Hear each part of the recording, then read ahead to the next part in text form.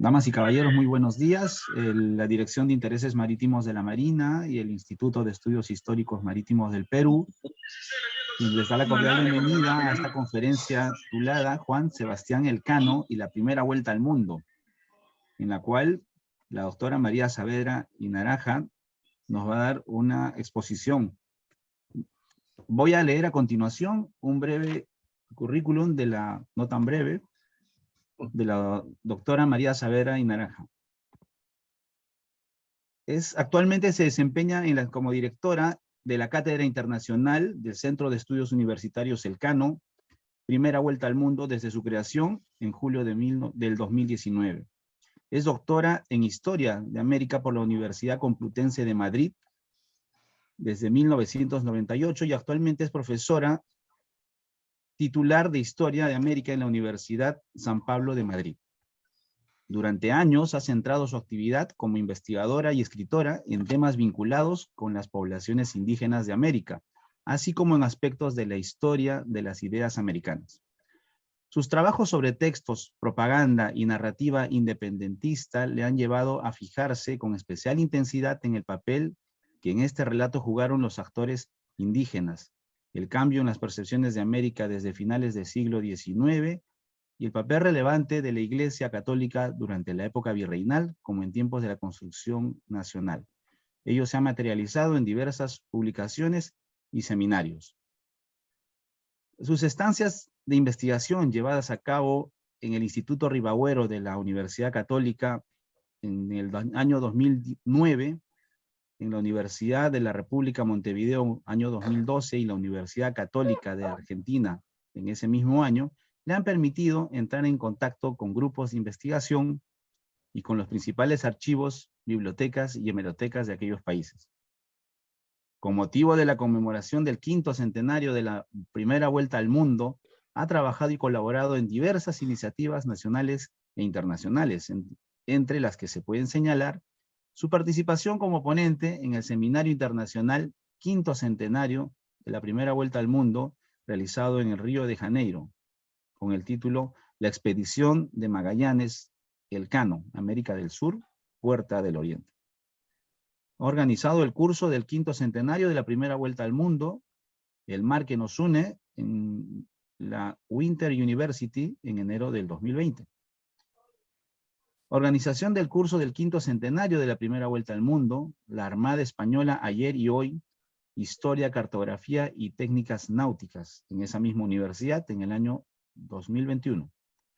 Su participación como ponente en las jornadas culturales Luis Vicente de Velasco sobre el 5º centenario de la primera circunnavegación, reflexiones en torno a la conmemoración del primer viaje de circunnavegación al globo, en Noja, Cantabria, en julio del 2021.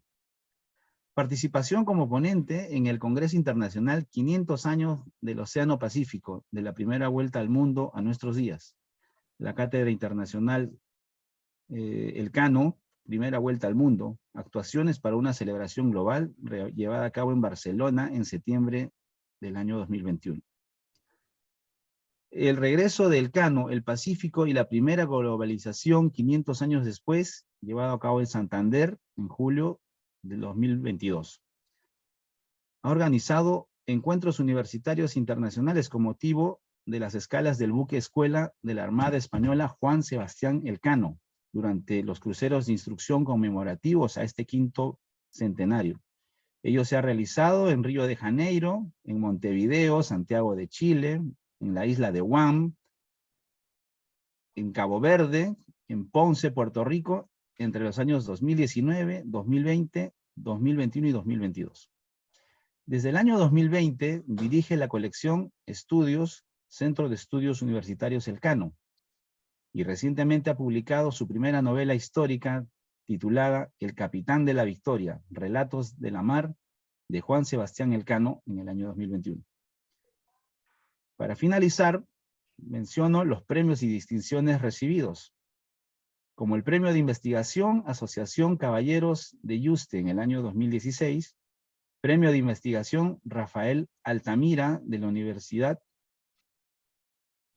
de la UCM en el año 2017, Gran Cruz al Mérito Naval con distintivo blanco en reconocimiento de su trabajo como directora de la Cátedra Internacional Elcano Primera Vuelta al Mundo, cargo que ejerce en la actualidad. Sin más preámbulo, dejo para una introducción al señor contraalmirante Cristóbal Miletich de Sousa Peixoto, presidente del Instituto de Estudios Histórico-Marítimos del Perú. Muy buenas tardes en el caso del Perú, y casi buenas noches en el caso de España. El Instituto de Estudios Históricos Marítimos del Perú se siente muy honrado en contar con la presencia de la doctora María Saavedra Naraja, quien nos va a brindar una conferencia largamente esperada por nosotros. Y estoy seguro que va a ser de mucho interés para todos los que nos dedicamos a la investigación y a la historia, y también para aquellos que no están en ese rubro, pero que el tema es muy interesante. Sin más preámbulo, yo creo que la hoja de vida de la doctora lo ha dicho todo, no necesito presentar más.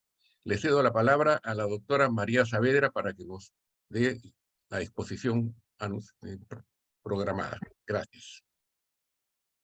Adelante. Muchas gracias, almirante. Quiero en primer lugar agradecer la invitación del Instituto de Estudios Histórico-Marítimos, agradecer muy especialmente al comandante Michel Laguerre porque fue el primero con el que empecé a contactar, y la verdad es que fue un contacto que nos hizo el profesor de la Puente. Y ha sido estupendo, ¿no? Porque, como yo les explicaba antes, tengo un cariño muy especial al Perú, porque mis estudios de historia se iniciaron, mi tesis doctoral, de hecho, es sobre el Perú prehispánico, y luego, pues a raíz de esos estudios, he tenido algunas estancias en Lima de investigación que han sido enormemente enriquecedoras, que las he disfrutado mucho.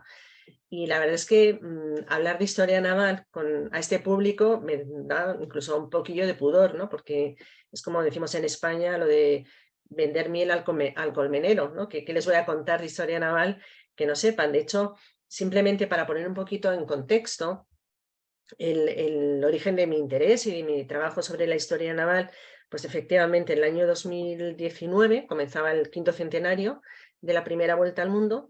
Y bueno, pues surgió aquí en España, como siempre, ¿no? Se organizó una comisión nacional para el 5º centenario, y una de las partes integrantes de esa comisión, que de hecho ha llevado todo el protagonismo en la conmemoración oficial, ha sido el Ministerio de Defensa a través de la Armada, ¿no? Que se consideran como lógicamente, los herederos descendientes del legado de aquellos navegantes. Y les decía que esa iniciativa surgió de ellos. Querían un socio académico, un socio universitario, que diera, digamos, el perfil para dar a conocer desde el ámbito académico el viaje de la primera vuelta al mundo y la figura de Juan Sebastián Elcano, que increíblemente no era especialmente conocida, no digo ya fuera, sino en la propia España nuestra, ¿no? Entonces, bueno, pues firmamos un convenio con el Instituto de Historia y Cultura Naval, y la verdad es que ha sido una relación tremendamente bonita. Para nosotros ha sido muy enriquecedor poder trabajar con la Armada, porque, bueno, pues hay unos valores, ¿no? Que desde la universidad los compartimos y que los hemos visto hechos en digamos, en esta institución, ¿no? Que es obviamente muy similar a la de ustedes, y los valores y principios que defienden pues son los mismos, ¿no? Entonces llevamos 3 años de conmemoración, cerramos este año 2022 los 5 años, los 3 años y pico, ¿no? de conmemoración del 5º centenario, y ha sido muy bonito porque sí, hemos ido un poco de la mano del buque escuela, de nuestro buque escuela, donde se forman los guardiamarinas de tercero de la Academia Naval. De hecho, en las escalas del buque escuela en puertos vinculados a la primera vuelta al mundo, ya fuera porque Magallanes y Elcano tocaron tierra allí, o ya sea porque de allí fue tripulación, pues como los casos de Grecia, de Italia, de Francia, hubo tripulantes de aquellas nacionalidades, y hemos hecho y el buque escuela ha hecho escala allí conmemorativa. Entonces he podido tener varios contactos y varios encuentros con la tripulación, con la dotación del barco y con los guardiamarinas, y curiosamente hay un caballero guardiamarina que es peruano. Él va a servir a la Marina peruana, pero está estudiando, está preparándose aquí, ¿no? Y la verdad es que es muy bonito esos encuentros, esos intercambios, igual que lo hacemos en los estudiantes en la universidad, que esos intercambios se estén realizando también entre academias navales y entre las armadas, las marinas de los distintos ejércitos.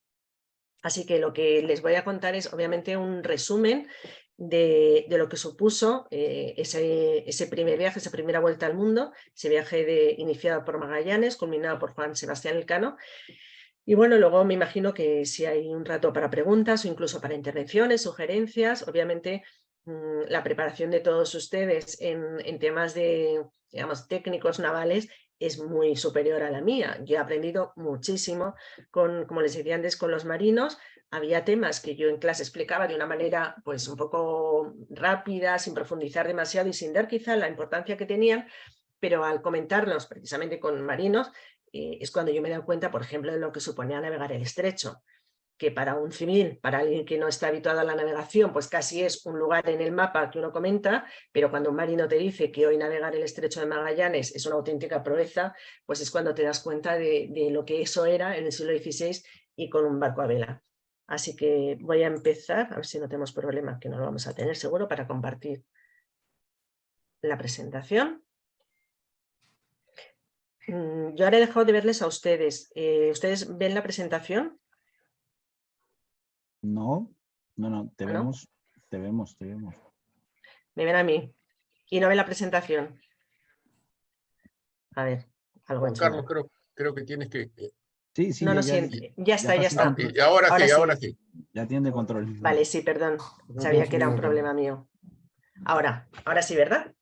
Me ven a Ahora mí y sí, ven la presentación. Ujú. así es. Muy bien. Bueno, pues allá vamos, ¿no? Con una gesta naval que además es muy bonito, ¿no? Porque creo que tenemos esa historia común que tenemos el Perú, España, me atrevería a decir ya que tenemos un oyente que es argentino. Perú, España, Argentina, son países que tienen una enorme relación, su historia con la mar, ¿no? Y entonces creo que eso nos une mucho. Y Juan Sebastián Elcano, de algún modo, algún comandante, el comandante director del Instituto de Estudios Históricos, del área de investigación, del Instituto de Estudios Navales, perdón, él decía que la vuelta al mundo, la primera vuelta al mundo, él la describe como un abrazo al mundo. Y en cierta medida es verdad, ¿no? Porque realmente es la primera vez que se toma en contacto desde la península, desde España, con lo que después será la Argentina, con lo que después será Chile, no con Perú, porque se lanzaron ya al Pacífico, pero bueno, de algún modo envuelve ese planeta marino que es el que nos une a todos, ¿no? Porque al final lo que nos separa son las tierras que están separadas y lo que nos une necesariamente es precisamente la mar, ¿no? Como decimos aquí en España. Entonces, un brevísimo recorrido que a lo mejor incluso es un poquito superfluo teniendo en cuenta el público que me está escuchando, un público enormemente preparado, el tema del por qué, ¿no? De qué motivó esta, digamos, locura, ¿no? De las navegaciones por parte primero de los portugueses y luego de los castellanos también, ¿no? De navegaciones primero al Atlántico, después al Índico por parte de Portugal y finalmente al Pacífico, donde nos volvemos a encontrar españoles y portugueses y que será el punto de encuentro hasta hoy, ¿no? De los distintos países que bañan sus costas en el Pacífico, a uno y otro lado, ¿no? del océano.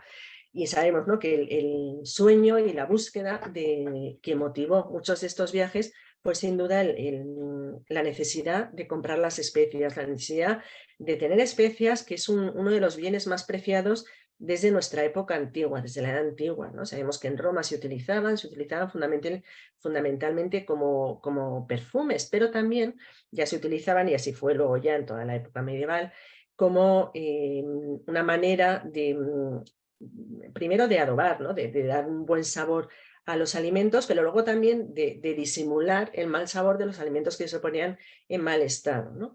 Y ese es curioso porque hoy que todos tenemos las especias perfectamente localizadas y las tenemos todos perfectamente organizadas, ¿no? En nuestros armarios, en las despensas, en aquella época solo se cultivaban en 5 pequeñísimas islas de todo lo que son las islas de Indonesia, solo en 5 de las islas que después se llamaron las Molucas, ¿no? Se cultivaban la canela, el clavo, la nuez moscada, etc. Y eran un elemento valiosísimo, más válido en ocasiones que el oro, ¿no? y que no estaba al alcance de todos. Y de hecho, cuando en el siglo XV los turcos se hacen con el control del Mediterráneo oriental y dan el salto a Europa, los turcos se convierten en los grandes comerciantes de las especias. Solo ellos podían enlazar el mundo del Pacífico, las especias que llegaban a África, con el Mediterráneo, y claro, se hacían el precio era imposible. Y entonces ahí nació esa necesidad por parte de Portugal y de España, que son los países que estaban más en el Atlántico Sur de Europa, de buscar una ruta alternativa a las especias sin tener que pagar esas cantidades tan importantes que pagaban a los turcos. Ciertamente la iniciativa, digamos, los primeros que se lanzan son los portugueses, porque ellos terminaron antes su reconquista. Como saben, toda la península ibérica había sido invadida por los musulmanes en el año 711 y bueno, pues lo que los musulmanes tardaron apenas un par de décadas en conquistar, los cristianos tardaron largos siglos, ¿no?, en retornar, pero había un punto de partida. Y esto sí me gusta, aunque hagamos un pequeño paréntesis en el tema que nos ocupa, sí me gusta señalarlo, porque hay una historiografía actual que está diciendo que realmente España, que no existió una reconquista, que España como tal nace en la época de los Reyes Católicos. Los Reyes Católicos quieren recuperar lo que había sido ya un reino de España, el reino visigodo, con capital en Toledo, ¿no? Por eso sí podemos hablar de una reconquista, una invasión sobre ese reino visigodo y una reconquista de los territorios invadidos. Bueno, pues al acabar esa reconquista comienza un conflicto entre Castilla y Portugal, que eran los dos grandes reinos junto con Aragón. Aragón y Castilla se han unido por el matrimonio de los Reyes Católicos. Nos queda Portugal independiente, Navarra independiente y el reino de Granada, musulmán, al sur de la península. Entonces, al morir Enrique IV de Castilla, estalló esa guerra civil en Castilla por las dos candidatas al trono, que eran Juana, mal llamada la loca, aunque sí tenía una perturbación mental, ¿no?, y la princesa Isabel, que era la legítima candidata al trono.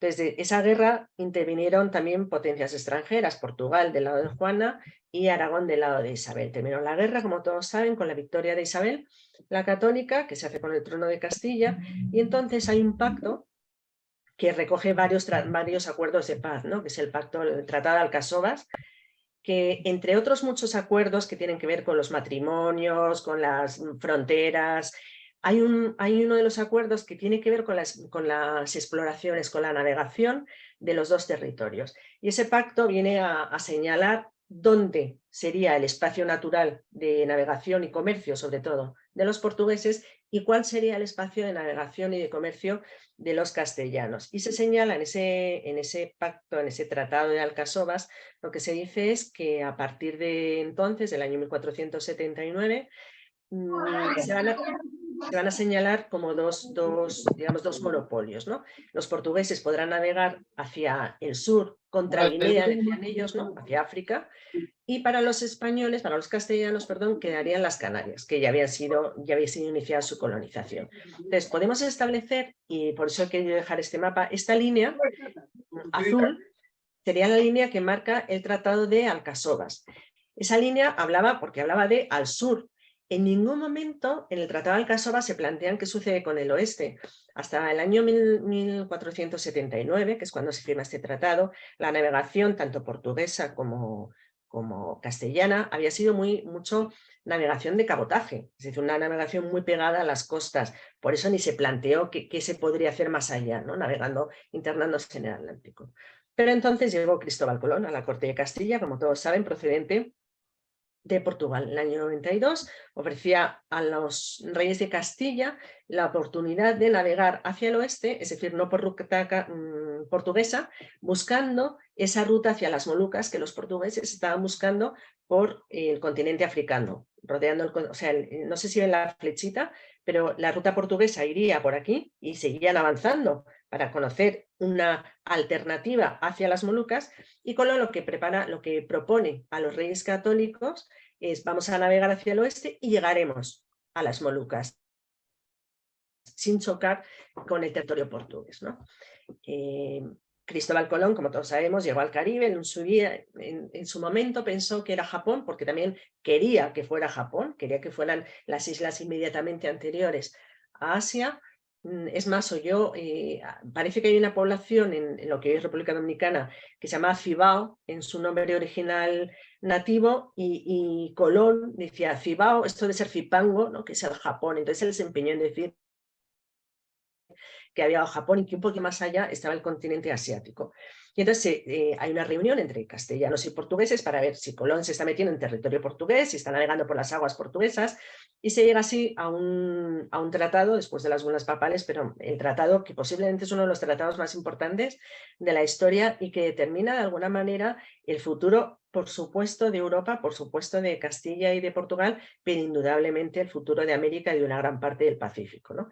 Ese tratado de Tordesillas, que sería la línea roja, que marca que la navegación hacia el oeste de esta línea sería para Castilla y las tierras descubiertas y por descubrir en esa línea serían para Castilla, y la navegación hacia el este sería para Portugal, pero teniendo en cuenta que la Tierra es una esfera y que la dividimos en dos esferas, es decir, hay un meridiano, pero hay lo que ahora se llama un antemeridiano, ¿no? Que continuaría, digamos, por la parte oculta de la Tierra, que no se conocía, que realmente no se tenían unos cálculos bien hechos, porque en esta época, como saben todos los oyentes marinos de aquí, era relativamente fácil calcular la latitud, pero en cambio tenía más problemas para calcular la longitud, con lo cual esas distancias, ese tamaño de los océanos era complicado calcularlo, y más aún cuando en ese momento lo que se pensaba es que se estaba llegando a Asia, ¿no? Aquí tenemos un mapa que es interesante, que está basado en la cartografía de Toscanelli, un sabio italiano que le sirvió de inspiración a Cristóbal Colón. Entonces, en este plano vemos la geografía de Toscanelli, o su visión geográfica, sería lo que está en color marrón, y ahí tendríamos Europa, África, ¿no? Lo que entonces era Guinea, y aquí Cathay, la China, la India y Japón.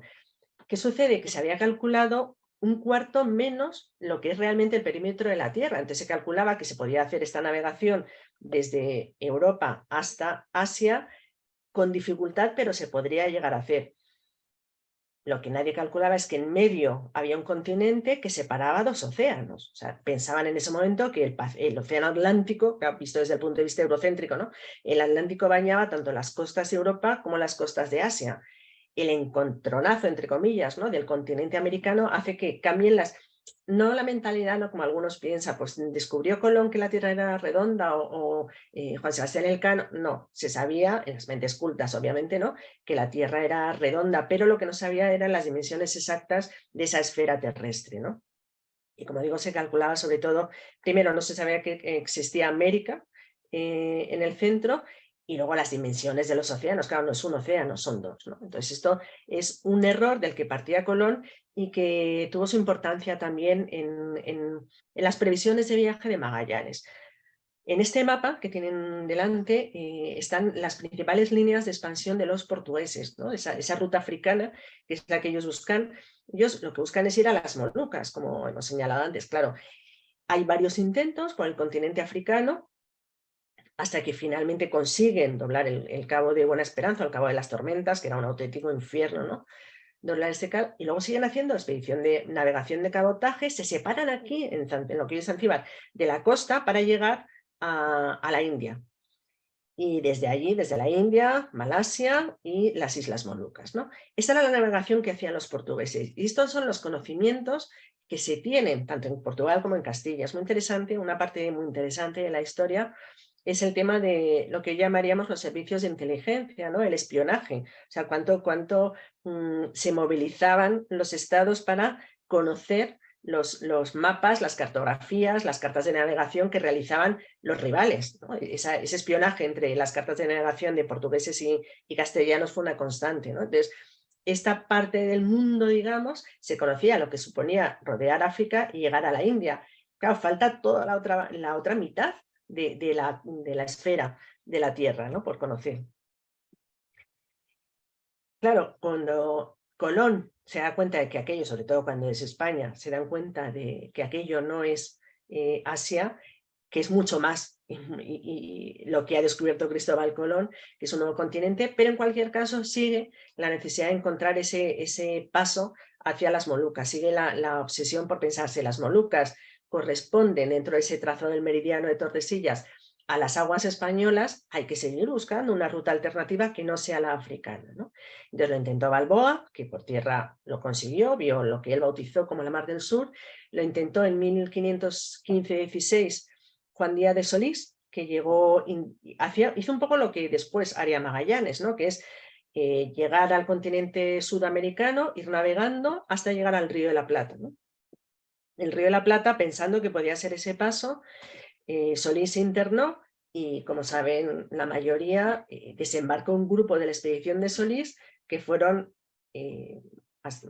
matados por los indígenas, parece que fueron los charrúas, y después la tripulación que había quedado a bordo de las naves tuvo que ver cómo se comían a sus compañeros, ¿no? Entonces esto fue un drama que hizo que la expedición volviera, se había descabezado, se habían quedado sin el capitán general de la expedición, y que además en su regreso, al contar esto, pues de algún modo generaron un cierto miedo a seguir buscando ese paso, ¿no?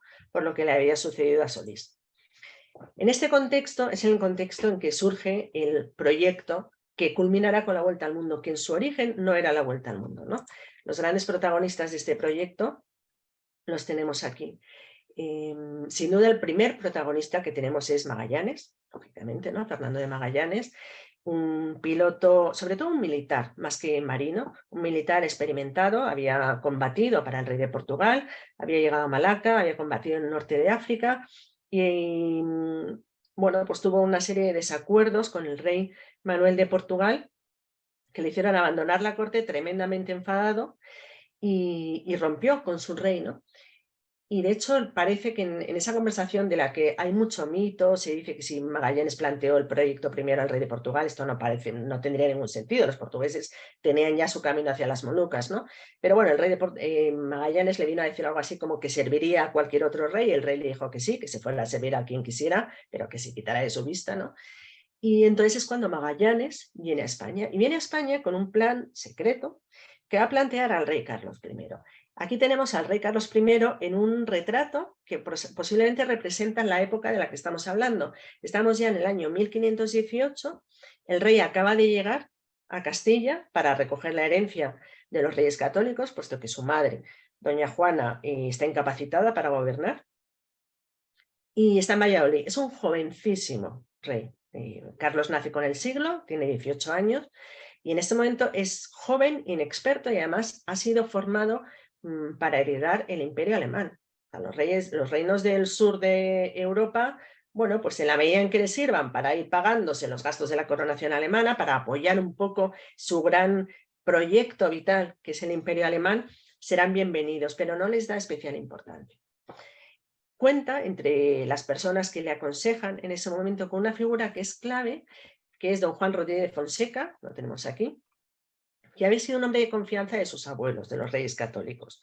Cuando los reyes católicos ponen en manos de Colón la expedición de supuestamente llegada a las Indias, y Colón vuelve diciendo que ha descubierto algo y que eso promete, los reyes piensan, hay que poner a una persona de nuestra plena confianza junto con Colón, y esa persona de confianza es don Juan Rodríguez de Fonseca. Fonseca va a ser, a partir del segundo viaje de Colón, el hombre de los reyes católicos en toda la empresa indiana. Y este personaje, este Juan Rodríguez de Fonseca, está en la corte de Carlos I, es uno de sus asesores. Pues cuando Magallanes llega, le van a escuchar Carlos y le va a escuchar Fonseca. A mí me parece que Fonseca es un personaje que es clave en este proyecto general de la Vuelta al Mundo. ¿Por qué? Porque Magallanes lo que le plantea al rey es: yo puedo demostrar cartográficamente que las Islas Molucas pertenecen, según el Tratado de Tordesillas, a Castilla.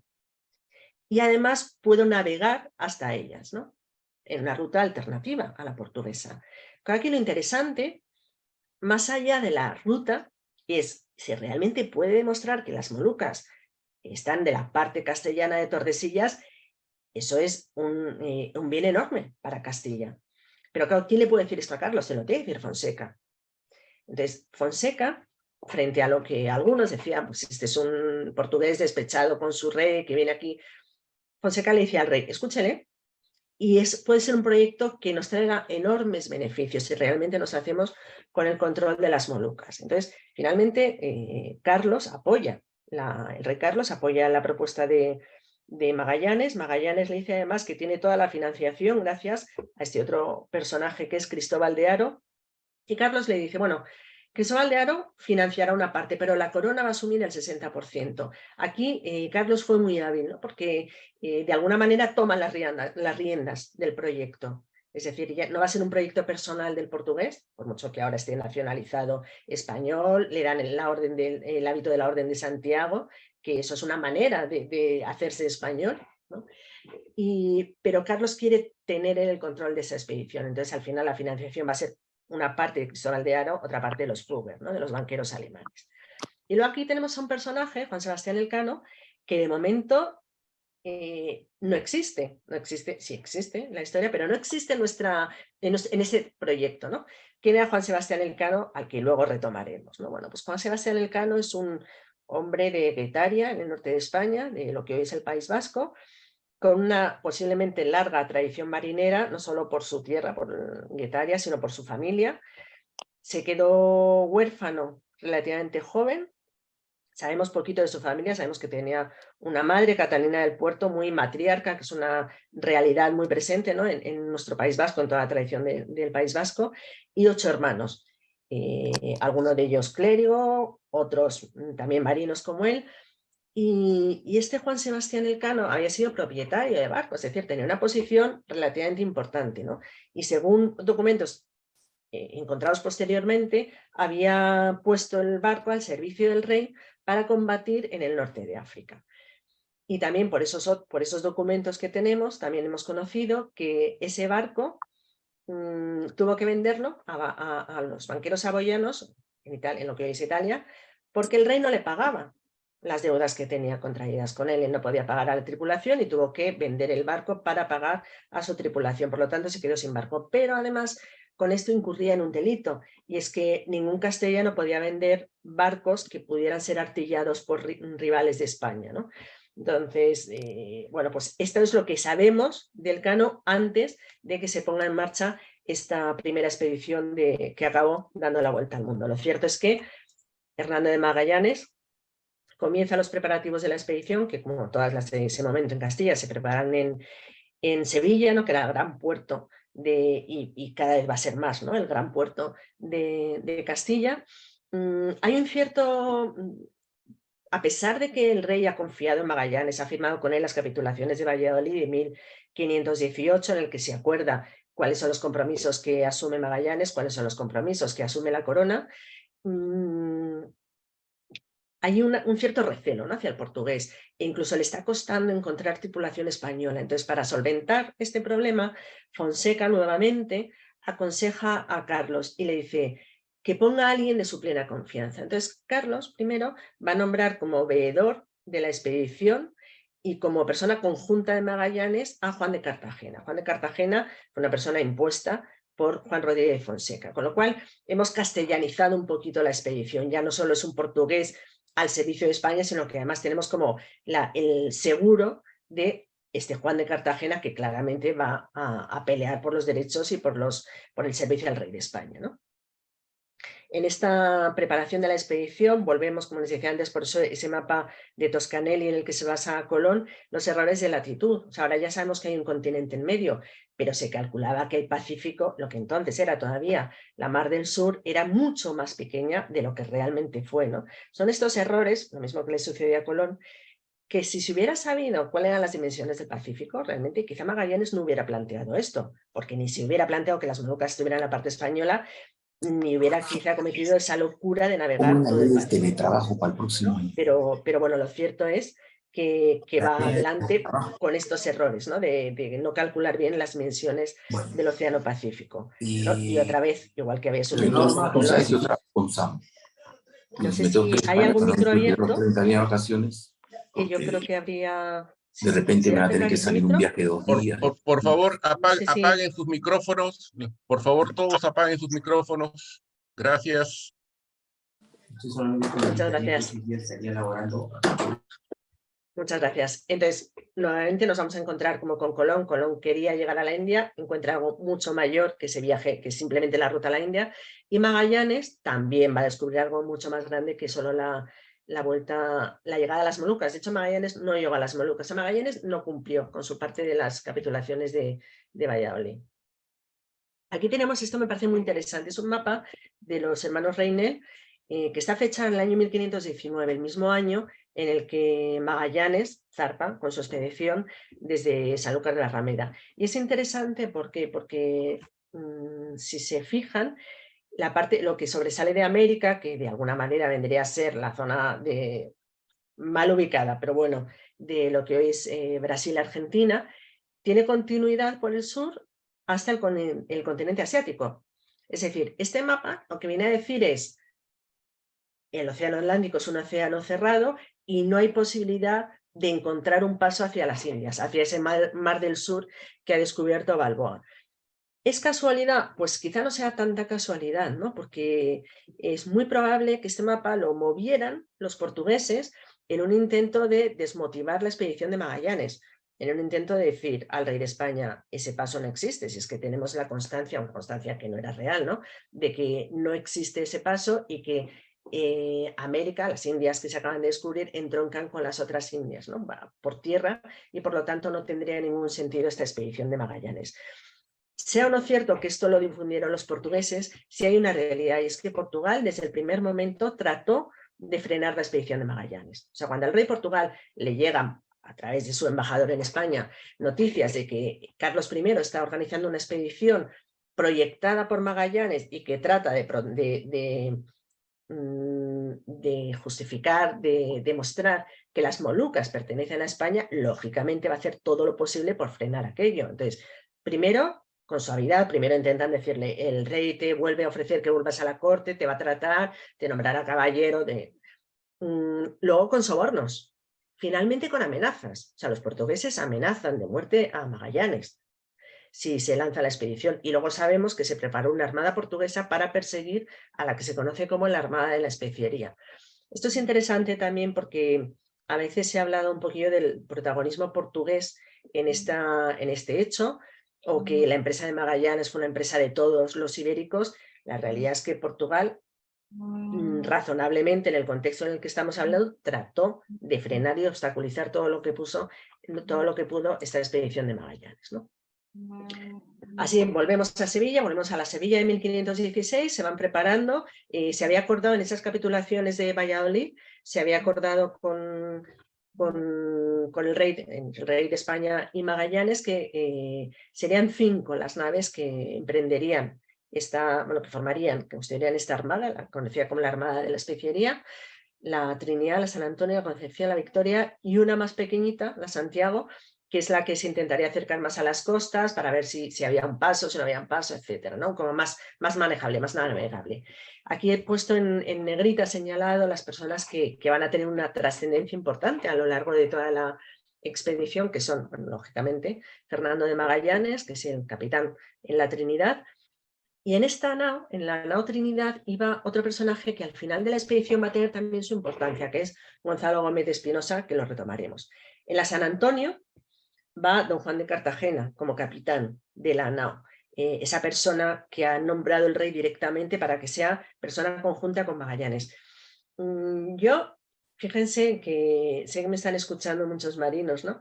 Y yo he aprendido precisamente de los marinos que lo de 2 mandos es muy complicado, porque es, o sea, 2 mandos al mismo nivel, lógicamente, ¿no? Que si hay una estructura jerárquica es por algo, ¿no? Y efectivamente este mandato conjunto generó problemas, como vamos a ver, ¿no?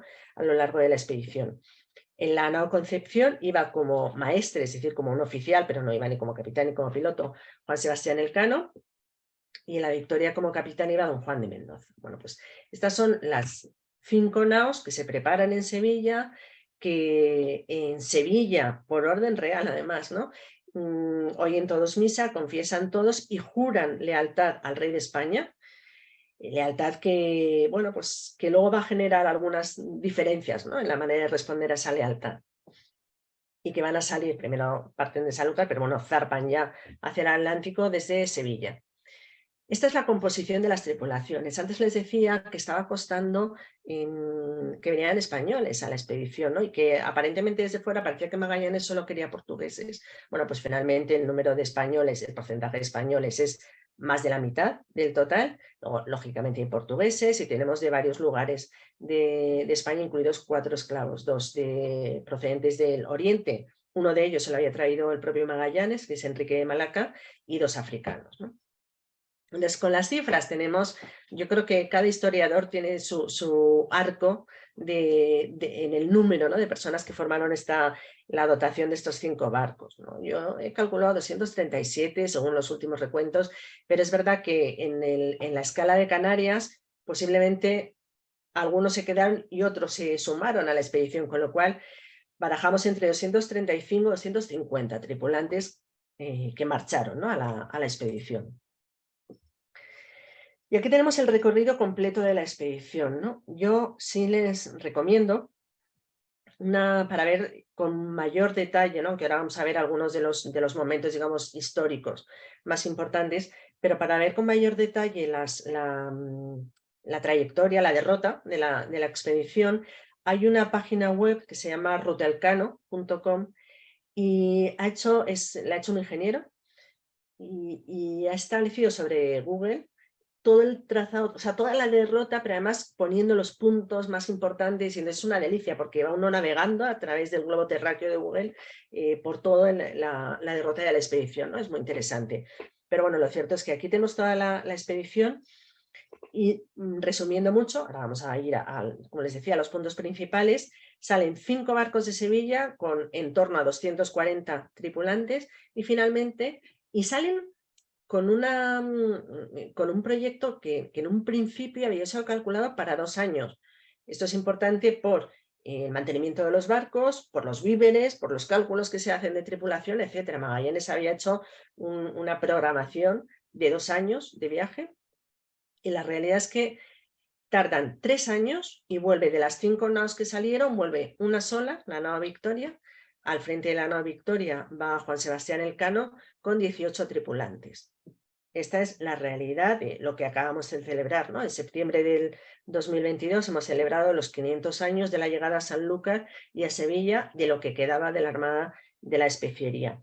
Entonces, momentos importantes así, ahora como pequeñas pinceladas. Octubre del 20, que es cuando por fin pasan al Océano Pacífico. Fíjense que ha pasado ya más de un año. O sea, ha pasado un año y empiezan su travesía por el Pacífico. En el año 51 muere, en el año 21, perdón, muere Magallanes en las Islas Filipinas, es decir, Magallanes no llegó siquiera a cumplir lo que él había prometido, lo que se había comprometido con el rey de España. Finalmente llegan a las Especias y es Elcano el que conduce el que pilota la última nao, el último viaje de la nao Victoria hasta Sevilla, de vuelta.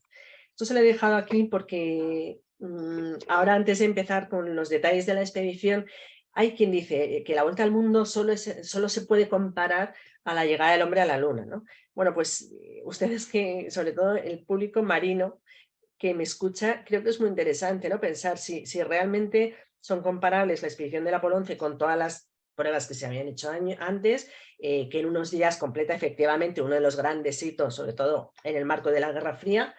No sé si esto es comparable a 3 años en la mar y claro, sin monitorizar, porque el Apolo 11 está monitorizado con ordenadores desde todos los puntos del planeta. Y sin embargo, cuando Magallanes zarpa ya de las Canarias, lo que tiene son sus 5 barcos, sus capitanes, lógicamente, el cielo y el mar, y nada más, ¿no? Entonces, y fueron 3 años. 3 años en los que se perdieron muchas vidas. Aquí tenemos el trayecto, los inicios del trayecto. El 10 de agosto del 19 salen de Sevilla, pasan en las Canarias, y aquí en las Canarias tenemos ya un primer incidente con la tripulación. Es verdad que castellanos y portugueses no terminaban de entenderse, aunque hay una mayoría castellana. No se llevaban bien con Magallanes, parece esto posiblemente debido a un carácter un poco especial que tuviera Magallanes, y de hecho Magallanes empieza a desobedecer las órdenes del rey ya en las Islas Canarias, porque el rey le había ordenado consultar y consensuar las decisiones con los otros capitanes y muy especialmente con don Juan de Cartagena. Bueno, pues en Canarias ya Magallanes empieza a tomar decisiones por su cuenta, ¿no? Esto hace que haya una protesta por parte de Juan de Cartagena y aquí Magallanes comete un error, a mi juicio al menos, es un error, y es que ordena apresar a don Juan de Cartagena. Don Juan de Cartagena era el veedor real, era el que de alguna manera iba a inspeccionar, era los ojos del rey en la expedición, era la persona conjunta de Magallanes y Magallanes ordena ponerle grilletes, ¿no? Entonces eso genera una cierta insatisfacción entre las tripulaciones.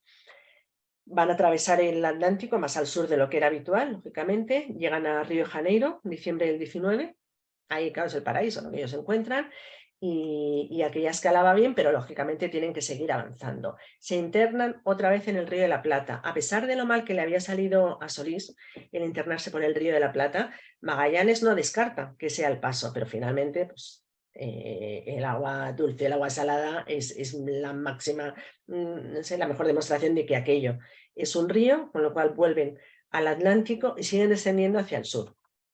Siguen descendiendo hacia el sur, y aquí hay un tema digamos, de cálculos técnicos que es interesante. Es que Magallanes posiblemente pensaba que igual que África termina al Cabo de las Tormentas y entonces se pasa al Océano Índico, América debía terminar más o menos a la misma latitud. Eso era un cálculo suyo hecho sin ningún fundamento, ¿no? Pero bueno, por intuición. Y la realidad es que no, que América seguía navegando por el continente americano y desciende mucho más en latitud que el sur de África, ¿no? Entonces, cuando llegan aquí en el año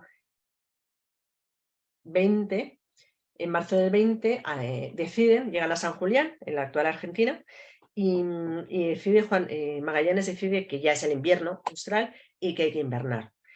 Entonces, aquí hay protestas, porque hay quienes dicen, hombre, si debemos estar a punto de llegar ya, vamos a seguir navegando, no vamos a estar 6 meses parado, si llevamos ya más de, o sea, desde agosto del 19 que habían salido, llevamos casi año y medio, de los 2 años que va a durar esta expedición, no podemos perder 6 meses aquí, ¿no? Entonces hay un cierto motín, ahora sí que hay un motín organizado por Juan de Cartagena y por 2 capitanes españoles, Mendoza y Quesada. Se rebelan contra Magallanes, pero Magallanes consigue recuperar el poder. Entre los amotinados, entre los que apoyaron a Juan de Cartagena, está el propio Juan Sebastián Elcano. Entonces, cuando Magallanes rompe este motín, ordena ejecutar a 2 de los capitanes españoles, a Quesada y Mendoza. Con don Juan de Cartagena no se atreve, porque al fin y al cabo era la persona del rey en la expedición, no se atreve a ejecutarlo, pero hace algo que yo creo que es mucho más cruel, es que lo abandona en una isla con uno de los clérigos que habían apoyado también ese motín. Y tiene a 40 amotinados, a los que en principio les espera la pena de muerte, porque Magallanes quiere hacer un castigo ejemplar. Pero algunos de los que están a su lado le dicen, si matas a 40, nos quedamos sin tripulación. Con lo cual se les perdona la vida, pero ya están todos en entredicho, empezando por el propio Juan Sebastián Elcano. Pasa el invierno, es invierno duro, van a continuar navegando, en los intentos de descubrir el paso se pierde la Santiago, la nave más pequeñita, se encalla, la tripulación se salva y se reparte entre los otros 4 barcos y por fin llegan a lo que entonces conocieron como el estrecho de Todos los Santos. Y aquí es donde antes hablando les decía, ¿no? que para mí esto hasta hace unos años podía ser una parte mínima de una clase de historia de los descubrimientos.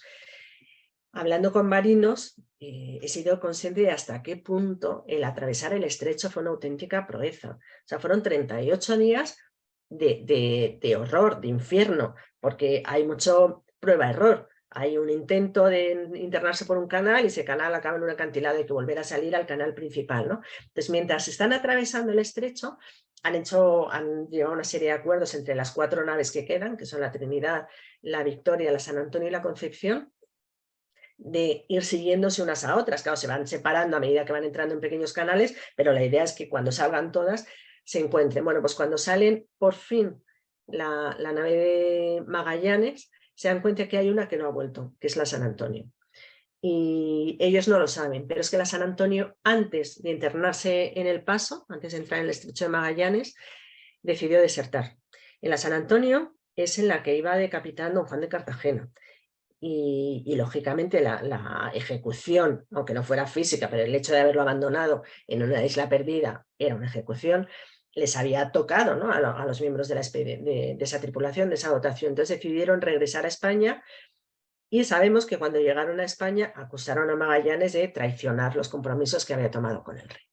Bueno, pues por fin salen del estrecho el 28 de noviembre, ¿no?, desembocamos por el estrecho al Mar del Sur, y aquí sí que pensaban que la llegada a las Molucas iba a ser prácticamente cuestión de semanas, de 3 semanas, a lo mejor de 4 semanas. Bueno, pues la realidad es que esta parte es posiblemente la más dura de la travesía. Navegaron 3 meses hasta llegar a las Islas Marianas, a la isla de Guam, 3 meses en las que tienen momentos de calma, no fue un mar especialmente movido el que tuvieron, pero les está acechando un enemigo muchísimo peor, que es el escorbuto. El escorbuto, que sí se conocía, pero los marineros españoles no lo habían sufrido habitualmente, no sufría más en los barcos que iban al norte, navegar en el norte, y el escorbuto va acabando con la vida de muchos de los miembros de la dotación, de la expedición. Entonces los compañeros lo que ven es cómo se llenan primero empieza la fiebre, se llenan de ronchas, de manchas rojas, se les inflaman las encías hasta el punto de cubrirles completamente los dientes y no pueden comer, tienen una sed espantosa y acaban muriendo. Entonces esos barcos empiezan a sentir la sensación un poco de barco fantasma, ¿eh? ¿A dónde estamos yendo? ¿Cuánto tiempo más vamos a tener que navegar? ¿Y cuántos compañeros más vamos a ver morir, ¿no? Bueno, pues finalmente llegan a las Marianas. Allí tienen un encuentro que no me voy a detener, ¿no?, en la isla de Guam. Les llaman las Islas de los Ladrones porque los chamorros, que eran los habitantes de Guam, estaban acostumbrados a coger cosas que les gustaban. Entonces ahí subieron en los barcos, cogieron, bueno, pues agarraban, ¿no?, clavos, un trozo de cabo, un trozo de... Y bueno, pues tuvieron un pequeño enfrentamiento los españoles con ellos. Y finalmente desde las Islas Marianas, desde la que hoy es Isla de Guam, llegan a las Islas Filipinas. Las Islas Filipinas, que para entonces no eran conocidas por los españoles. Es interesante destacar que, claro, insisto, yo estoy dando la visión de la Europa de ese momento. No conocíamos las Islas Filipinas. De comercio para los chinos fundamental, ¿no?, en todo el entorno pacífico. Entonces las Filipinas, Magallanes comete su gran error, y es que se está haciendo acuerdos con reyes de allí, se lleva muy bien con el rey de Cebú, le trata muy bien, le dice que sí, que se nombra, se declara vasallo del rey de España, porque en las capitulaciones que firma el rey Carlos con Magallanes se decía... eran unas capitulaciones que marcaban una expedición de descubrimiento, en ningún caso de conquista ni de poblamiento, y se les decía: firmaréis paces con los reyes, con los señores de las tierras que vayáis descubriendo, y en ningún caso entraréis en conflicto con ellos. O sea, era una prohibición expresa la que tenía Magallanes. Bueno, pues cuando llegan a Cebú, el rey de Cebú, el rey Humabón, efectivamente se declara vasallo del rey de España, y le dice a Magallanes: hay otro rey, el rey de Mactán, Lapu-Lapu, que es rival mío y que no va a querer someterse a tu rey. Yo puedo hacer que tu ejército y el mío juntos lo venzan. Y aquí Magallanes toma la determinación que acabó con su proyecto, y es que dice: no, pues voy a ir yo contra este rey de Mactán porque nosotros podemos con ellos. Fue un desastre. Como saben, el desembarco en Mactán, iban proporcionalmente el número de españoles que bajaron, pues que descendieron de los barcos, podían ser 50, y se encontraron con centenares de soldados de Mactán. Entonces, en esa batalla, la batalla de Mactán, entre los hombres de Magallanes y los hombres de Lapu-Lapu, murió Magallanes. Los que pudieron se volvieron a los barcos salieron, pero aquí tenemos un problema enorme. Ha muerto Magallanes, ha muerto el capitán general de la expedición. Él era muy cuidadoso, nunca desvelaba datos, con lo cual nadie tiene demasiado claro cuál es la ruta definitiva hacia las Molucas. Tenemos 3 barcos y no tenemos tripulación para seguir navegando en estos 3 barcos. Entonces, primero toman una decisión, que es: vamos a quemar una de las naves, y nos agrupamos en los otros barcos, que queman la que está más perjudicada, que es la Concepción. Entonces quedan ya 2 naves, la Trinidad y la Victoria. En un principio se nombra como capitán general de la expedición al que era como el número 2 de Magallanes, Juan Carballo, pero Juan Carballo comete varias inmoralidades, se le quita el poder, y se nombra como capitán general a Gonzalo Gómez de Espinosa. Él fue realmente el sucesor de Magallanes. Él además es el capitán de la Trinidad, que era la nao capitana, y como capitán de la Victoria, de la nao Victoria, se nombra Juan Sebastián Elcano. Es decir, es a partir de abril-mayo del año 21 cuando emerge como alguien importante en esta expedición. Hasta ahora era uno más, un oficial en la dotación de la Armada de la Especiería. Entonces ya, bueno, este es el combate de Mactán. Desde las Islas Filipinas van a ir buscando la ruta hacia las Islas Molucas y finalmente en noviembre del 21, es decir, cuando hacía ya más de 2 años que habían salido desde España, consiguen llegar a la isla de Tidore, una de las 5 islitas que tenían clavo. Llegan a Tidore, las relaciones con los indígenas son tremendamente positivas, muy buenas. De hecho, Elcano vino con unos papeles diciendo que había conseguido la adhesión o que muchos se declararan vasallos del rey de España. Cargan las bodegas de clavo, por fin han conseguido, 2 años después, es decir, teóricamente aquí debería haber terminado ya la expedición, debían estar de vuelta en España según los cálculos que había hecho Magallanes. Perdón. Entonces, cargan las naves de clavo y cuando van a salir, la Victoria y la Trinidad, que toman la decisión de no vamos a volver otra vez a atravesar el Pacífico, vamos a ir por la ruta que siguen los portugueses. Bueno, pues la Trinidad tiene una vía de agua muy grande, no puede navegar y como los portugueses ya están también por las Molucas y van a hacer todo lo posible por quedarse con el clavo de los españoles y decir además que lo han robado a las Molucas, que son tierras suyas, deciden separarse. Este cuadro que tenemos aquí es un cuadro de un pintor español, el pintor de batallas actual que tenemos más famoso, que es Ferrer Dalmau, y representa precisamente la separación de las naves. La que tenemos aquí en primer plano sería la Victoria, Juan Sebastián Elcano es el hombre de azul, ¿no?, en el puente del barco, y la que tenemos en un segundo plano sería la Trinidad, que queda bajo el mando de Gonzalo Gómez de Espinosa. De las dos, la única que vuelve a España es la Victoria. La Trinidad tiene pues, una historia bastante más complicada. Finalmente la Trinidad es apresada por los portugueses, muy poquitos de los tripulantes sobreviven y de hecho sobreviven 3 de ellos nada más en cárceles portuguesas hasta que finalmente llegan a España varios años más tarde. Pero bueno, lo cierto es que aquí, el 21 de diciembre del 21, tenemos ya solo la Victoria bajo el mando de Juan Sebastián Elcano, ¿no?, que decide acometer la ruta portuguesa. Pero claro, esa ruta portuguesa, realmente esto de que Elcano siguió la ruta portuguesa no es del todo real, porque si partimos de aquí, de la zona donde están las Molucas, los portugueses, ¿dónde tenían sus factorías puestas? En la India, en lo que hoy es el Cuerno de África. Y claro, si los españoles navegaban por la ruta portuguesa, tenían muchas posibilidades de que les capturaran. Esa armada portuguesa que se mandó en su día o cualquier otro barco portugués que está navegando.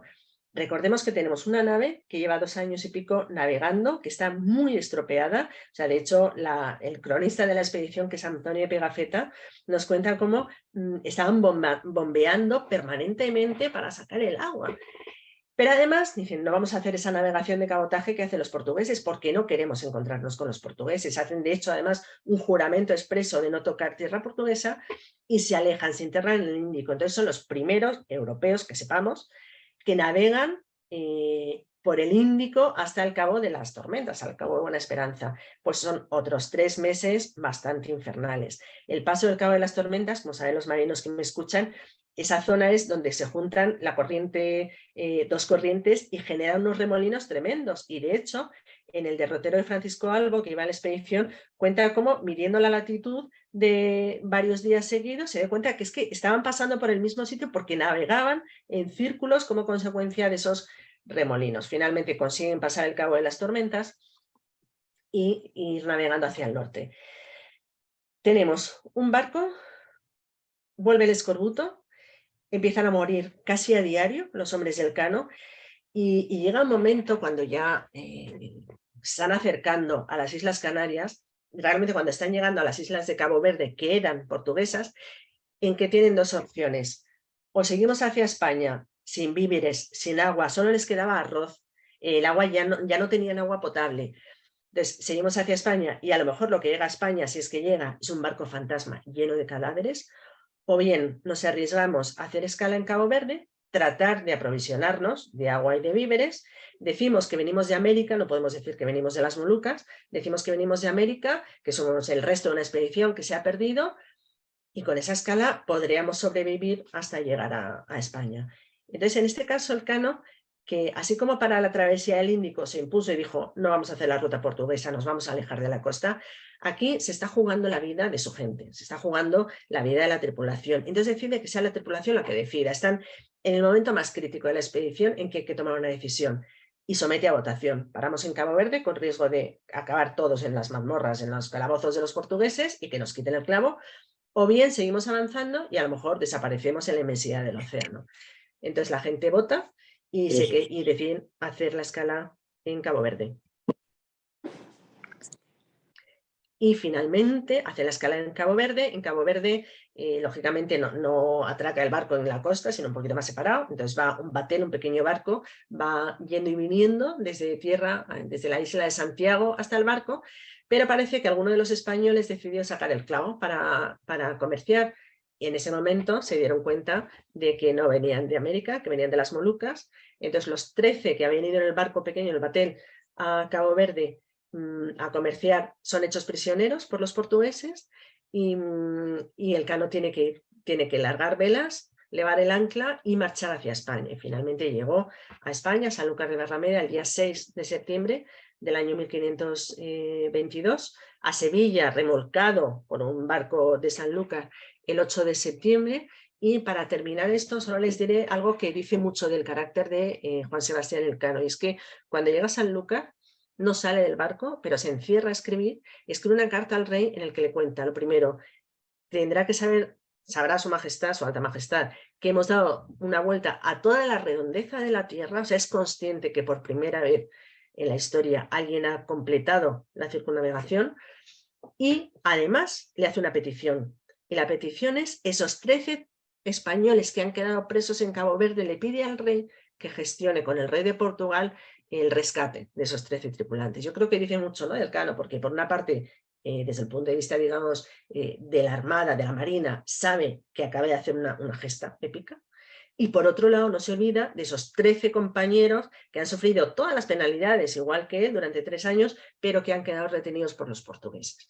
Finalmente el rey recibirá a Elcano, tendrá una serie, bueno, pues lógicamente le da cuenta de todo lo que ha hecho durante este larguísimo periplo, y como recompensa el rey le otorga este emblema que tienen aquí, este escudo, que es el globo terráqueo con la leyenda Primus circumnaviste me, tú fuiste el primero que me circunnavegó, y luego el escudo de Castilla, el símbolo de Castilla, y en la parte inferior del emblema las especias, ¿no?, las 2 ramas de canela cruzadas, la nuez moscada y el clavo. Entonces con esto se culminaba un proceso que realmente en sí tuvo sus implicaciones, pero sobre todo fue el motor para posteriores descubrimientos que, como conocen, pues fundamentalmente se van a plasmar en la famosa nueva ruta de la Sena, que es el galeón de Manila, que conectará Asia, América y Europa. Y con esto les agradezco mucho su atención y agradezco nuevamente al Instituto su invitación y por supuesto quedo a su disposición por si quisieran hacer cualquier consulta. Muy bien, muchísimas gracias, María. Pues en realidad has tenido una capacidad de síntesis increíble. Has convertido 3 años de navegación en 45 minutos. Eso es un mérito tremendo. Pero, no tanto mérito como el que tuvieron ellos, ¿no? Indudablemente. Bueno, queda abierto el diálogo. Vamos a cualquier persona que tenga alguna inquietud o pregunta que hacer o comentario, ¿no? O aporte. Exacto. Podría levantar la mano. Ahí el primero es el almirante Fernando Palomino. Adelante. Muchas gracias, almirante. Muchas gracias a la doctora Naranja por su brillante exposición. Solamente para comentarle y una pregunta. Acá en Perú el tema marítimo lo estamos viendo de varias perspectivas, evidentemente desde la parte historiográfica, desde la parte de las políticas públicas, en términos, digamos, digamos, de globalización, propiamente dicho. Y justamente en esta perspectiva, porque tengo una cátedra en la universidad sobre este tema, ¿usted cree que la circunnavegación de Magallanes y Elcano fue quizá el primer hito del fenómeno que llamamos el día de hoy globalización? por un lado, y de que sería en buena cuenta uno de los temas que le da valor agregado mucho más allá, digamos, de lo que significó propiamente dicho, ¿no? Porque mucho se ve el tema de globalización como un fenómeno en ciernes, desde la perspectiva económica, comercial, financiera, histórica, social, etcétera, etcétera, a partir, digamos, de la postrimería del siglo XIX. Pero lo de Magallanes, que también lo celebramos en la universidad donde yo trabajo, en la Universidad San Ignacio de Loyola, creo yo de que es un hito que no tiene parangón y podría marcar evidentemente un antes y un después de lo que sería la globalización como la comentamos el día de hoy. Muchas gracias. Muchas gracias, almirante, y me encanta hablar además con un colega de universidad. Sí, o sea, dentro de los matices que pueda tener el término de globalización, incluso hay gente que a día de hoy no le gusta emplear el término. Yo creo que sí, o sea, tal y como lo entendemos ahora de una puesta en común, es verdad que ahora mismo, digamos que la globalización tiene una dimensión espectacular gracias fundamentalmente a Internet, ¿no? Pero ciertamente si nos trasladamos al siglo XVI, con los medios que había en el siglo XVI, por primera vez se puso en contacto a todos los continentes. Nos queda Australia y eso que pasaron muy cerquita de Australia, no llegaron a tocar tierra, pero el viaje del Cano desde la isla de Tidore hacia África pasó cerca de Australia. Entonces, sí es la primera vez que yo creo que, sobre todo, que se es consciente de que la mar es lo que une y que puede unir a todos los hombres, ¿no? Entonces, de algún modo hay esa realidad de una humanidad que está unida por las aguas, que nos bañan a todos y como les decía antes, en muy pocos años se va a poner de manifiesto y de manera más práctica a través de la ruta del Galeón de Manila o la nao de Acapulco, como además esa dimensión global tiene una importancia fundamental para el comercio, porque sí es cierto que había mucho comercio en el mundo asiático, en el Pacífico, ¿no? Liderado por los chinos, lógicamente. Entonces, en esa red comercial que ya está establecida en el Pacífico, entran ahora Europa y América. Y yo creo que eso es quizá el legado más importante de esa expedición, más allá incluso que conocer el estrecho, porque el estrecho luego no fue especialmente práctico ni para españoles ni para americanos, ¿no? Muy bien. Héctor Soldi, el almirante Soldi, adelante, por favor, con su pregunta. Prende el micrófono, por favor, Héctor. Sí, muchas gracias. Muchas gracias a la doctora por esta interesantísima historia que nos ha contado en un tiempo tan breve. Yo voy a hacer una pregunta muy sesgada porque yo soy de profesión oceanógrafo y me interesa mucho la forma como se utilizaron la información de los vientos y las corrientes para la navegación a lo largo de la historia. Mi pregunta es, ¿se sabe si es que existía alguna información antes de la salida de Magallanes de los vientos y las corrientes en la ruta que él hizo? Y la segunda pregunta, ¿se recolectó algún tipo de información? Yo sé que obviamente tenían tantas otras cosas que hacer que es difícil pensar que llevaran un diario, pero ¿hay alguna información recolectada sobre la experiencia que tuvieron en la navegación desde el punto de vista de las condiciones naturales de los vientos y las corrientes, por ejemplo? Es interesantísimo esto, ¿no? Porque por una parte de los conocimientos de los que partían almirante, y le agradezco su pregunta, que ellos conocían muy bien los vientos y las corrientes en el Atlántico, ¿no? Igual que conocían los alisios que iban al Caribe, conocían también los vientos, las corrientes del sur que llevan casi directamente a lo que hoy es el Brasil, ¿no? En el caso del Pacífico, se conocían en el Índico, no en el Pacífico, en el Índico, los monzones, y el Cano sabía a qué se iba a enfrentar. En cambio, no se conocía, o sea, la famosa corriente del Kuroshio, que es lo que permitió años después, ¿no? En los años 60 del siglo XVI, el tornaviaje por Urdaneta, no se conocía. Gonzalo Gómez de Espinosa, cuando se queda reparando su nave, su idea es volver hacia la Nueva España, pero nunca encontró esa corriente del Kuroshio que le iba a llevar. Entonces, era como si se tropezara con un muro porque las corrientes le devolvían otra vez hacia el sur. Acabó volviendo a las Molucas y fue hecho prisionero por los portugueses, ¿no? Por tanto, se conocía una parte, sí, sobre todo el Atlántico, y la parte del Índico. No se conocían la parte del Pacífico Norte. Y en cuanto a recopilación de datos, pues entre los que nos han dejado datos escritos de la expedición, hay un griego que es Albo, no recuerdo el nombre, pero es de apellido, para los apellidos de entonces, Albo, que nos deja un derrotero. Entonces, claro, es un derrotero que, digamos, desde el punto de vista del historiador, que es mi caso, puede ser un poco cansino, pero claro, desde el punto de vista del conocimiento técnico de lo que ellos han recorrido nos da muchísimos datos, ¿no? Es tremendamente, o sea, aporta muchas cosas muy interesantes, ¿no? El derrotero de Albo, que además está, pues hay bueno, se escribe en latín, hay una tradición muy buena en castellano y está, por supuesto, editado y yo creo que está accesible en digital. Y la pena es que no conservamos o se conservan muy poquitos papeles del Cano. O sea, posiblemente el Cano, si llevo, aunque como decía Almirante, es verdad que tuvieron muchas preocupaciones, pero también estaba muy claro que cuando un barco salía de la casa de la contratación, una de las obligaciones que llevaba consigo el capitán de la expedición era precisamente ir haciendo un recorrido cartográfico por todos los lugares que fueran pasando. O sea, tenía que dar datos que quedaran registrados en la casa de la contratación. Pero no hemos encontrado los escritos del Cano que nos proporcionen esa información. O sea, yo creo que lo más práctico de lo que salió de aquel viaje fue la crónica de Antonio de Pigafetta. Lo que pasa es que Pigafetta, que no era marino, pues introduce mucha ficción en su crónica, que es el viaje alrededor del mundo, y el derrotero de Albo, que desde el punto de vista técnico es el que resulta más práctico. Muchas gracias. A usted. Muy bien. ¿Alguien tiene alguna otra pregunta o comentario?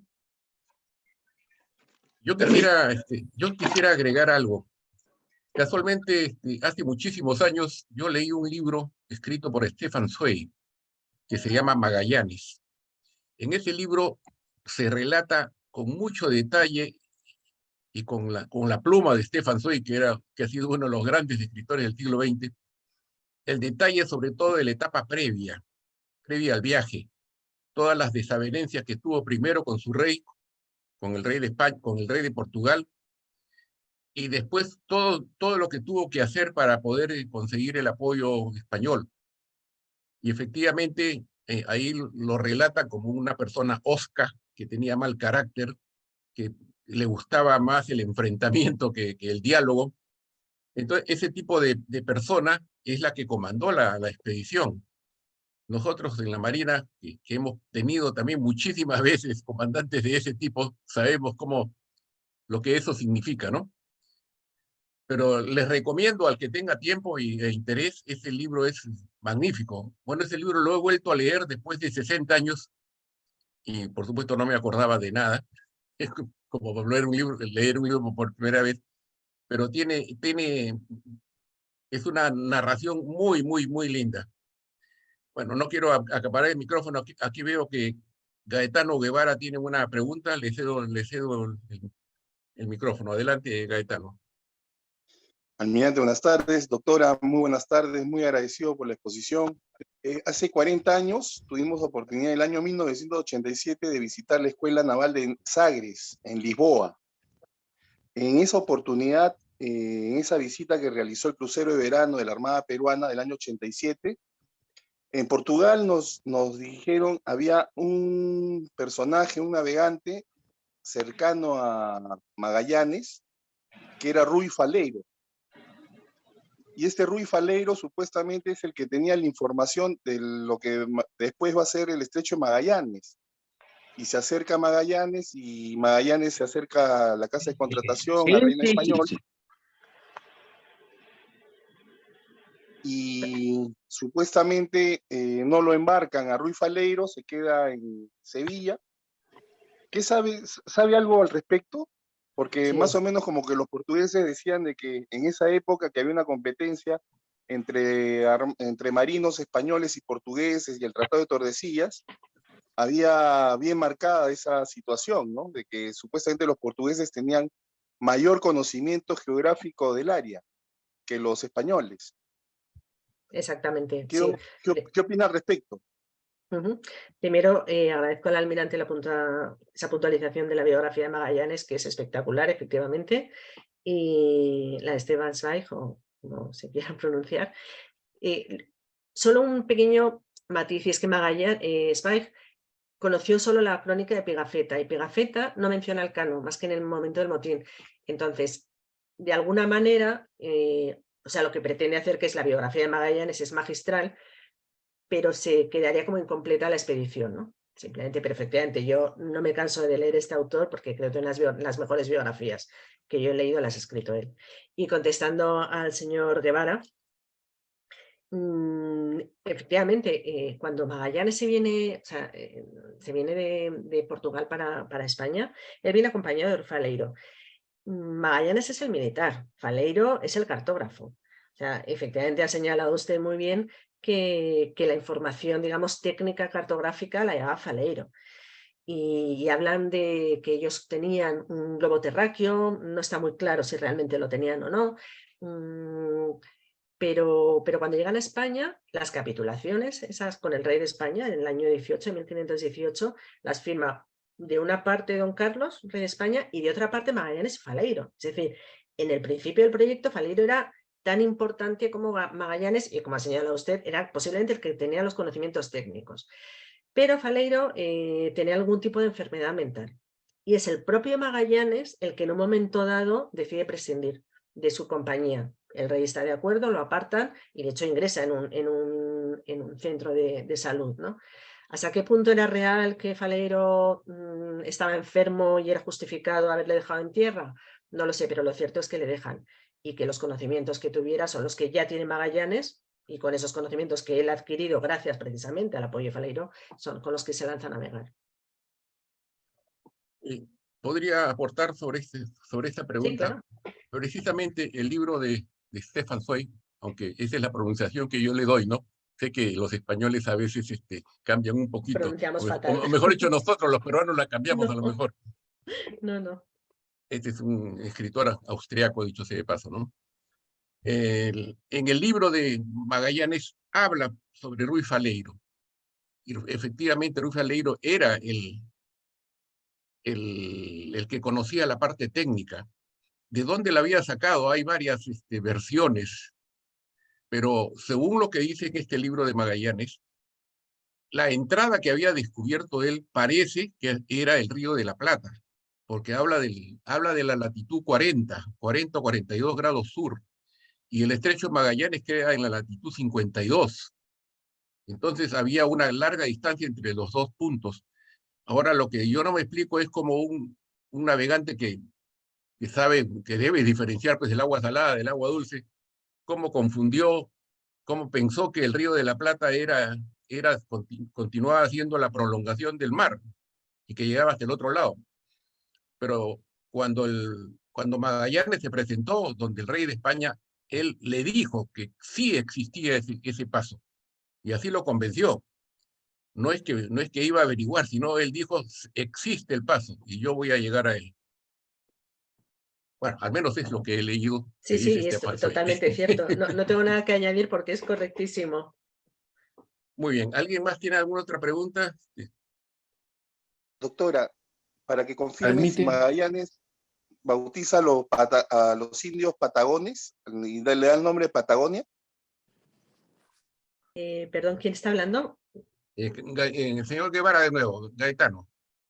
Última pregunta. Le preguntaba si la Patagonia debe el nombre a la expedición de Magallanes, a su paso por ahí. Vale. Que Magallanes bautizó a los patagones. Sí, lo que no está muy claro es por qué Magallanes dio el nombre de Patagones a aquellos, a los habitantes del sur, ¿no? de esa zona, de lo que es la Patagonia. Parece que es tomándolos de una novela antigua de las novelas clásicas que estaban circulando por Europa en ese momento, les llaman Patagones y de ahí quedó el nombre de la tierra de Patagonia. Hay otros que dicen, no, les llaman patagones porque tenían unos pies muy grandes, porque las descripciones de Pigafetta, que yo digo que mete mucha ficción, ¿no? Un poquito de fantasía, pues habla de unos gigantes con pies muy grandes, pero parece que el nombre de Patagón viene más del personaje de una novela que era conocida en ese momento. Bueno, yo quisiera Gracias, doctora. Gracias. Quisiera que todos los participantes, bueno, voy a cederle primero la palabra a García Leyenda. Adelante, prende el micrófono, por favor. Sí, buenas tardes, soy Fernando García Leyenda, fui parte de la comisión del 5º centenario de la circunnavegación de Magallanes del Cano de Argentina, del Senado de la Nación, y bueno, estoy con el legado de Magallanes ya hace más de 4 años. Somos miembros de la red de ciudades magallánicas, específicamente de Puerto Santa Cruz, muy cerca de Puerto San Julián, donde naufragó la nao Santiago. Primero felicitar a nivel catedrático que hubo y a todos los presentes marinos que están ahí, con almirantes y distintas jerarquías.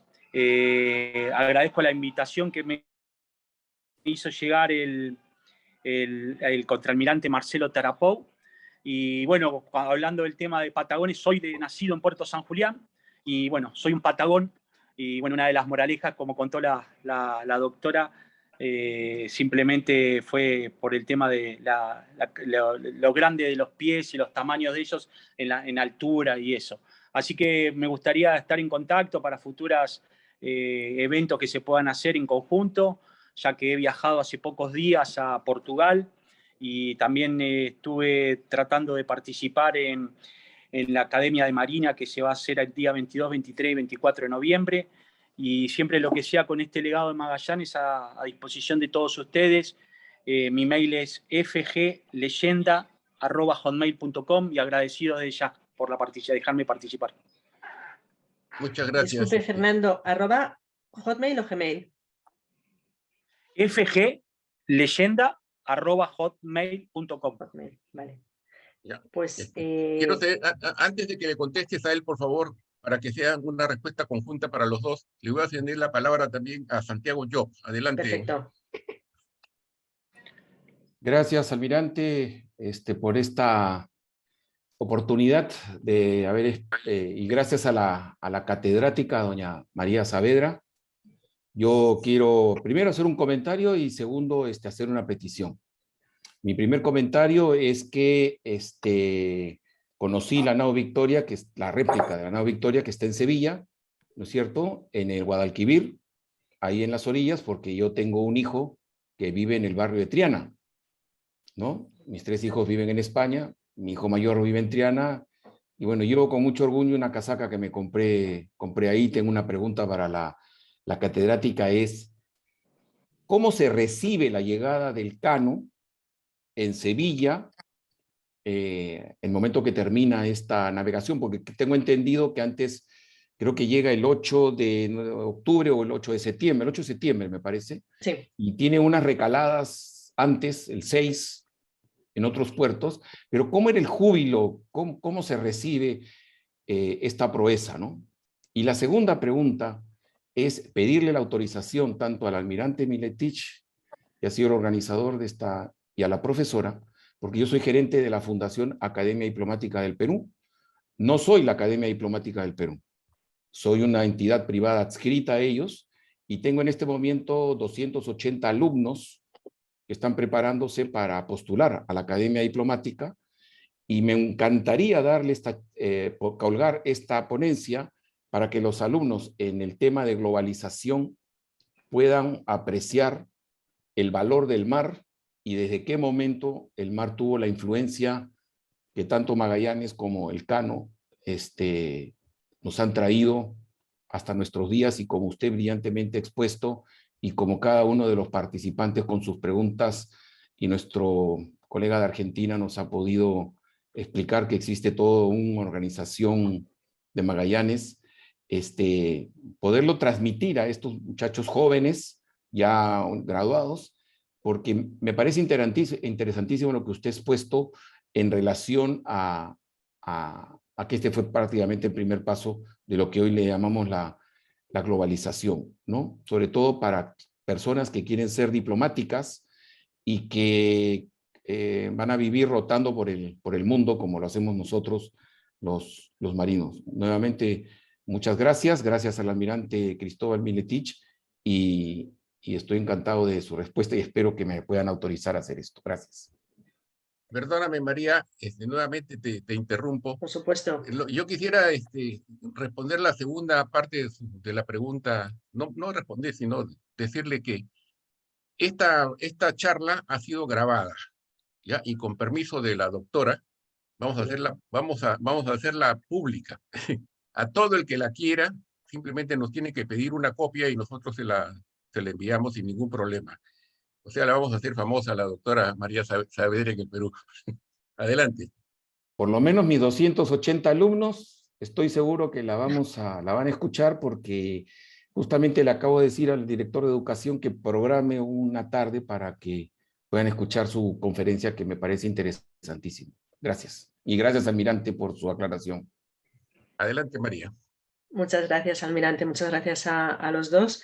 Y yo encantada, porque al final, no tanto por mí, sino porque llevo 3 años un poco dedicada, no solo, lógicamente, yo sigo con mis clases en la universidad, pero muy dedicada a dar a conocer la figura de Juan Sebastián Elcano y dar a conocer la enorme relevancia que tuvo esta expedición, con lo cual yo feliz, ¿no?, de cuantas más personas la conozcan, mejor. Voy a responder en primer lugar al señor García Leyenda. A ver, nosotros tenemos, también, igual que he dicho que yo en Perú he estado como en casa y tengo un especialísimo cariño a Perú, porque mis orígenes, desde el punto de vista académico, están allí, pero luego he tenido también muy buena relación con Argentina, y de hecho nosotros desde la cátedra tenemos convenio con la Universidad de San Sebastián, con la Academia Nacional Browniana, que es de Historia del Mar, y con la Academia Nacional de Historia Argentina. Entonces, yo estoy encantada. O sea, se trata eso de generar contactos académicos entre distintas entidades. Además, como ahora ya los medios pues nos facilitan mucho estos contactos a distancia, por supuestísimo. Yo ahora les voy a poner, si les parece, yo tomo nota de su correo, pero les voy a poner, si al almirante le parece bien, el mío en el chat, porque, bueno, pues por si alguien quiere algún dato, alguna cosa más concreta de contacto, yo estaré encantada. ¿Almirante le parece bien? Por supuesto, por supuesto. Muy bien. Adelante. Y luego, respondiendo al señor Job, no sé si es marino, si llamarle comandante o cómo llamarle, pero También soy almirante en retiro. Almirante, se me le veía tan joven que me parecía imposible. Almirante, la llegada del Cano. A ver, el Cano llegó a Sanlúcar, que era el puerto realmente donde habían partido, el día 6 de septiembre. Ahí es donde el Cano se quedó a bordo y escribió esas cartas al rey. Como ya no podían seguir navegando, porque hay que navegar por el Guadalquivir, hay que ir hasta Sevilla, una familia de Sanlúcar hizo que uno de esos barcos les remolcaran hasta el puerto sevillano. Y justo eso, claro, no lo he dicho porque íbamos mal de tiempo, pero para mí es una escena preciosa. Cuando estaban navegando por el Cabo de las Tormentas, hicieron un juramento, todos los marinos, todos los que iban a bordo de la nao Victoria, de si la Virgen les salvaba de esa situación, que parecía que no, que iban a morir todos ahí, que iba a ser un naufragio, irían, en cuanto llegaran a Sevilla, lo primero que harían sería ir descalzos y con cirios a visitar a la Virgen de la Victoria, el barrio de Triana, donde vive, me ha dicho, no sé si un hijo o una hija, para darle gracias. Y así fue. O sea, la expedición llega a Sevilla, lógicamente ya había sido anunciada porque había estado en Sanlúcar, o sea, ya sabían que de manera increíble volvía aquella expedición que había partido hacía 3 años, y regresaban lo mínimo, ¿no? Decía Pigafetta que iba un barco con 18 hombres más muertos que vivos. Pues efectivamente esos 18 hombres descendieron del barco, llegaron en botes a la orilla de Triana, y desde allí fueron andando, acompañados de una multitud, andando con cirios para dar gracias a la Virgen de la Victoria. Luego ya empezaron todas las gestiones con la Casa de la Contratación, las gestiones técnicas, económicas, financieras, etc. Pero claro, lo primero fue de asombro, un asombro que ya se les había adelantado 2 días antes, perdón, y lógicamente una enorme alegría además cuando vieron que, bueno, más allá de lógicamente los que vieron que no volvían sus familiares, la enorme alegría que económicamente la expedición había salido rentable. La venta del clavo logró amortizar todos los gastos que había llegado consigo la expedición. Y un detalle muy bonito, que me van a permitir, y con eso yo ya termino la respuesta a esta pregunta, es que cuando se separaron las 2 naves, la Victoria y la Trinidad, iban a partir por la mañana los de la Victoria, ya poniendo rumbo hacia España. Pero el capitán de la Trinidad, Espinosa, le pidió al Cano que retrasara unas horas su partida para que todos los que estaban a bordo de la Trinidad pudieran escribir a sus familias una carta que les llevara a las de la Victoria.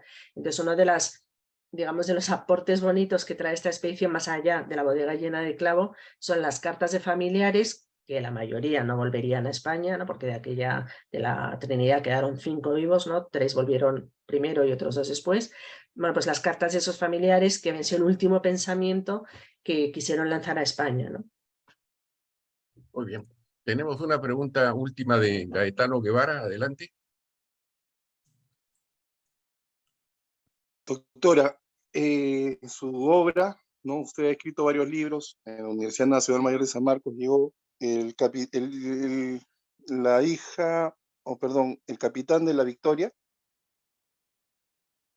referente a que Sebastián Elcano va a tener una hija, tiene una hija. ¿Esa historia es real o es una crónica, es una novela? Es la única novela histórica que he escrito, pero parto de un hecho real. Para mí, los papeles más importantes de Juan Sebastián Elcano, el documento más importante, es su testamento. Él hace testamento en el año 1526, morirá en otra expedición, otra que preparó para ir a las Molucas, pero él muere en el año 25. En el 26, sale en el 25 de La Coruña y en el 26 en pleno Pacífico muere y ahí hace su testamento. En su testamento yo creo que es el documento a través del cual se conoce mejor a una persona, ¿no? Porque al final quiere dejar en paz su vida con los que, su alma, ¿no? Con los que se quedan y con Dios. Entonces en ese testamento menciona a 2 hijos. Tuvo un niño con una joven de Guetaria, de su tierra natal, y menciona a una niña que solo dice en el testamento, una niña vida con una vecina de Valladolid llamada María de Vidaurreta. Y no sabemos más de esa niña. Si encontramos unos pleitos, unos años más tarde, de esa María de Vidaurreta peleando por la herencia del Cano, ¿no? Entonces, como no sabemos nada de la niña, yo parto del personaje de la niña, aparte de ahí construyo la relación entre Juan Sebastián Elcano y María de Vidaurreta, que es ficticia, porque realmente hay un hueco ahí que no lo sabemos y yo lo cubro con ficción. Lo que pasa es que las referencias al viaje, lógicamente, son históricas. Yo ahí intento dejar muy claro que es historia y que es ficción, pero realmente es novela histórica. Doctora, y la última pregunta, ¿el que le toma el testamento es Andrés de Urdaneta? Sí, Andrés de Urdaneta es uno de los testigos que firman y es el que lo conserva hasta 10 años más tarde, que consigue regresar a España y lo trae él. La vida de Andrés de Urdaneta fascinante, con el turnaviaje, ¿no? México, fraile, apasionante, ¿no? Totalmente. Acaba de publicarse un libro Urdaneta, que yo no lo he leído todavía, pero tengo muchas ganas, porque es uno de esos grandes marinos desconocidos que, bueno, pues que son personas de referencia, ¿no? En nuestras historias comunes. Bueno, doctora, saludos de la Universidad Nacional Mayor de San Marcos, que seguimos su obra, y muchas gracias al almirante Milotich por la invitación y a todos los oficiales de Marina que han participado y a todos los invitados de esta exposición. Muy agradecido. Muchísimas gracias. Voy a poner mi... Bueno, sí, por favor, pon en el chat tus datos para estar en contacto. Bueno, almirante, si me permite, solamente para cerrar. Sí, voy a hacer. La cancha con atributos exclusivos para que Gordo, pásame la yo. Por favor, ciérrale.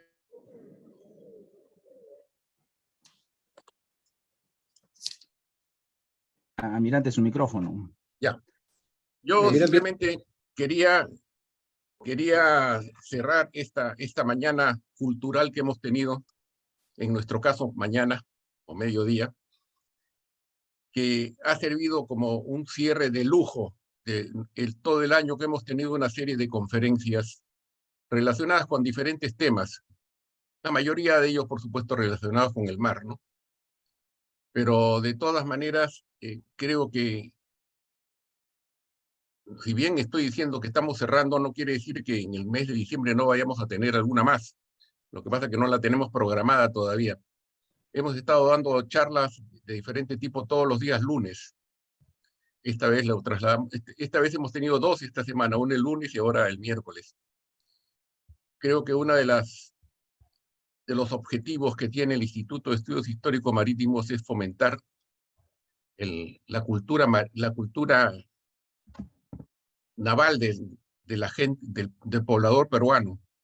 Existe, sobre todo en aquellas ciudades en donde no hay contacto con el mar, existe muy poco conocimiento sobre qué es un marino, qué hace un marino, qué hace la Marina de Guerra. A veces nos preguntan, ¿y ustedes qué hacen, no? ¿Qué hacen en el buque?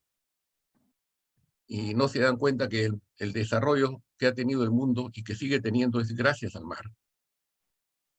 Bueno, no quiero alargar más esta reunión, ha sido excelente la exposición de María, le agradezco y espero que esto sea oportunidad para mantenernos en contacto en el futuro, y a todas las personas que han asistido les agradezco también muchísimo, tanto a los que han intervenido con preguntas como a aquellos que simplemente han escuchado, pero ha sido muy provechoso para todos. María, te cedo el micrófono, no te olvides de prenderlo. Nada, simplemente quería agradecer al almirante, agradecer al comandante Patiño, agradecer al capitán de corbeta Laguerre por la invitación. He estado muy a gusto, me hubiera encantado que esto fuera real, no virtual, pero bueno, siendo virtual, creo que ha sido... Agradezco mucho las intervenciones, el interés y de verdad que me pongo a disposición porque creo que podemos trabajar muchas cosas juntas. Y no quiero acabar sin felicitarles por esa extensísima y grandiosa obra que es la Historia Naval del Perú, que además el hecho de tenerla accesible para todos me parece que es un acto de generosidad inmensa, ¿no?, por parte del instituto. Así que simplemente nada, me despido, pero agradeciéndoles la oportunidad de hablar y la oportunidad de ver la posibilidad, ¿no?, de seguir teniendo lazos entre nosotros. Muchísimas gracias. Gracias a todos.